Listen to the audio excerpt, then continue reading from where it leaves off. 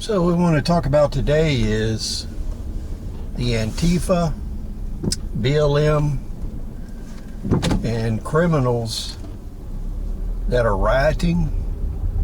They're involved in a voter suppression operation. It's that simple.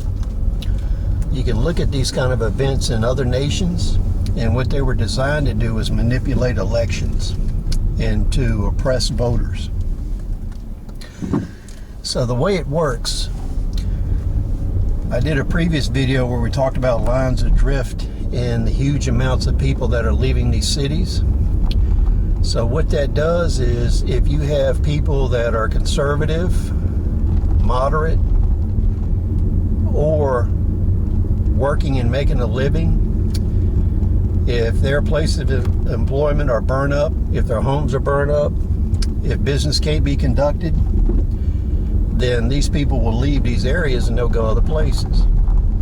Now, this is all occurring right before an election, so it brings into question what is necessary for these people that are moving to establish residency and then register to vote. If you have to have 90 days or 120 days of an established address with a driver's license from the new state that you're a resident of, how many voters are going to be disqualified that are moving and fleeing from these areas?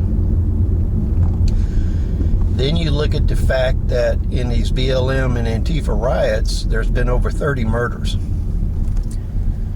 And especially the last murder that took place over the weekend, these are directly targeting individuals that are of certain political persuasions, supporters, groups. They're targeting people wearing certain political affiliation garb.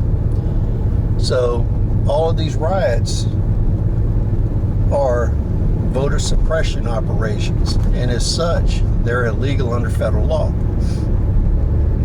And if you see them intensifying up to the election, where we're reaching a point where all these people are fleeing, they're moving to other states, you're going to have an influx of people in other states that may or may not be qualified to vote, and they may disrupt the voting in those areas. So when you look at this from the standpoint of the Electoral College, New York City, LA, Portland, all these places that are losing population, they're not losing any votes in the Electoral College. So if there's a lot of liberals, socialists, and communists that are also moving to other areas and voting there, that throws off the Electoral College. So if you look at where these organizations are doing these riots, and if they continue to spread, especially into border states where the state is right on the line between red and blue, the influx of population or the outflow of population could change your voting results. So that's something to think about. But it's quite obvious this is all voter suppression. And as such, it should fall under federal law and it should be stopped.